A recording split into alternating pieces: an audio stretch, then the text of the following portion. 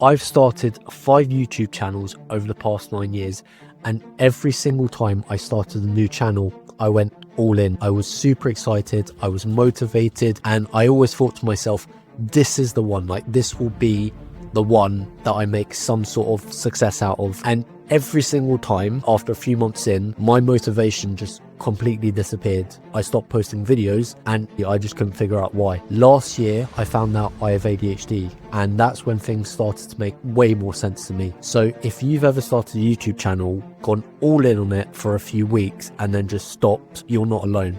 In this video I'm going to explain why you keep stopping and how you can start creating content again. So I've been making YouTube videos for over 9 years now. I've made maybe 900 videos over all of the channels that I've had. I started with a Faceless gaming channel that was back in 2017. I was a little bit nervous, so I would literally just record the gameplay and upload it to YouTube. There wasn't anything fancy about it, honestly. I slowly built up the confidence to add my voiceover, and eventually I started showing myself on camera playing the games. It was really fun at first, but then I realized that I didn't actually enjoy playing a lot of the newer games that were coming out. I think I played one of the new Crash Bandicoot games. That just gave me absolute rage. I was just sitting there until like 8 in the evening. You could see it getting dark, just trying to complete one level, and it was just, I just didn't enjoy it. Like, it was really frustrating for me. So I lost my motivation for the gaming channel. I took a bit of a break from it, and then I came back and I turned it into a Pokemon card channel instead, and I loved it. Pokemon's always been a big part of my life. So I made one video where I opened Pokemon cards for the first time in 15 years. I got hooked on it. I opened all of the latest Pokemon products. I got to do some Pokemon gaming videos, and I even got to attend the Pokemon World Championships in London. I stuck with that channel for a good few years actually, and then same thing happened. I started to realize I wasn't actually enjoying opening the cards anymore. I was basically just copying what every other Pokemon YouTuber was doing because that's all I saw in the Pokemon space. I just kind of forced myself to open all of the latest sets, and I realized I wasn't actually that excited about a lot of the newer sets, like the older Pokemon card sets and the older Pokemon card games. On top of that, I was just spending way too much money on it, and it was money I really couldn't afford, to be honest, because we had just become parents, we just had Charlie, and honestly I just needed to shift my focus to my family and my finances. So I stopped posting on that channel too. I took about a year off from posting on YouTube, but I was still watching YouTube videos constantly. And then Faceless YouTube automation became all the rage when AI came out, right? So I watched every single video tutorial I could find on how to make Faceless AI videos. I got all the knowledge. I knew exactly what I was doing. I went all in on a new Faceless channel. Same thing happened. I posted a few videos. Some of them got thousands of views. Some of them kind of flopped, but there was no passion. I didn't really care about what I was posting. I was just posting it for the sake of trying to build some sort of successful channel. And that just kept happening over and over again. I made like 3 or 4 different Faceless channels, just following different trends. And then I just completely burnt out and I stopped posting on those channels too. And I genuinely cannot believe how long it took me to start noticing my own patterns from my experience with YouTube, right? I will come up with a new channel idea. I'd get super excited. I go all in on it for a few weeks, maybe a few months, and then I just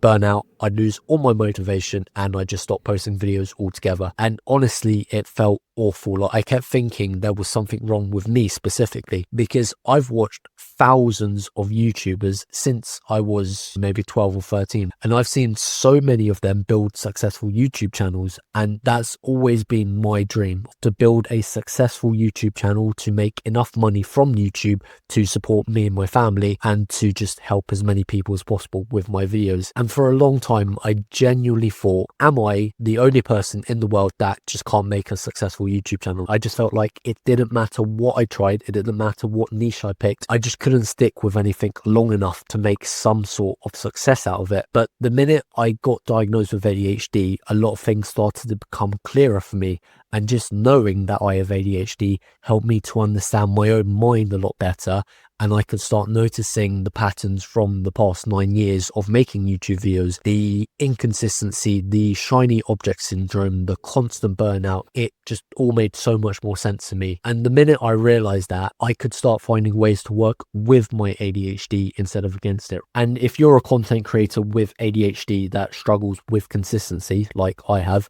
I've actually put together a completely free toolkit for you with AI prompts that help you with everything from coming up with video ideas to scripting and editing your videos without burning out. Completely free, links down below. So let's take a look at the science behind this, because it's actually really interesting. Yes, science! If you have ADHD, your brain runs on something called an interest-based nervous system. That basically means that your brain needs things to be new, interesting, challenging, or urgent in order for you to stay motivated. When you're doing something that has none of those things, your brain just really can't focus on the task. And it's happened to me so many times. When I'm doing something that just feels boring, I just have no motivation to do it. Boring! When I'm playing the latest Pokemon game and I'm trying to shiny hunt a new starter Pokemon, I will go all in on that because I'm motivated to do that, right? It's just that your motivation comes from a completely different place compared to most other people. So when you start a new YouTube channel, it's interesting, it's exciting, your brain is full of dopamine.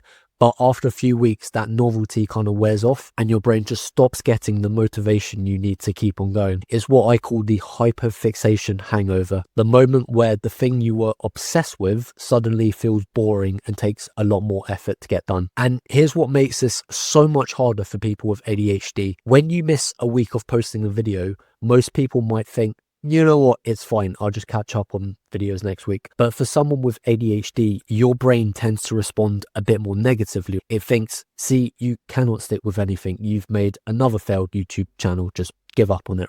Give up!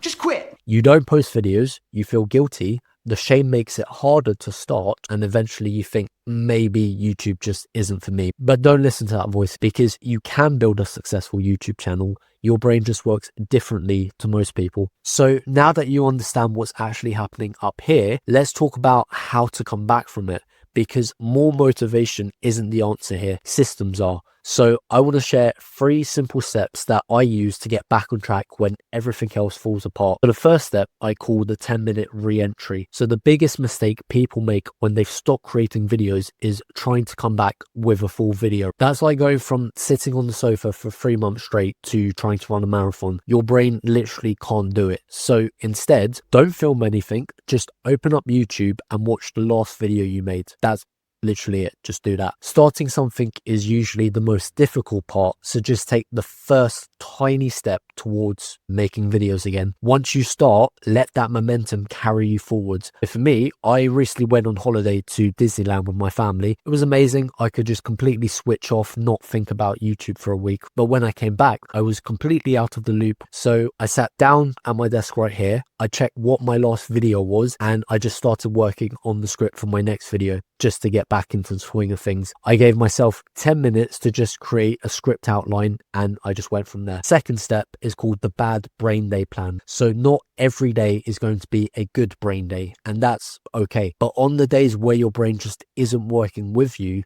the worst thing you can do is try to force yourself to film 3 videos back to back. So I'll just work on something else instead, whether that's coming up with new video ideas, figuring out the titles, or creating the thumbnails, something that just takes me a bit less energy than it would if I was filming videos. And this last step is the one that made the most difference for me. Instead of trying to be someone who posts every single week, which is kind of a very strict identity that falls apart the second you miss an upload, I just started telling myself I am someone who creates YouTube videos as often as possible, even with a super busy life. Between going to the gym, parenting, working, everything else I've got going on, I just create content as consistently as I possibly can, but I try not to beat myself up about it if I do miss a week here or there. All right, so let's just go with the 3 key points from this video. 1, if you have ADHD and you've stopped creating videos, that's fine. Like that's okay. You're not lazy, there's nothing wrong with you. It's just the way your brain works. And once you understand that,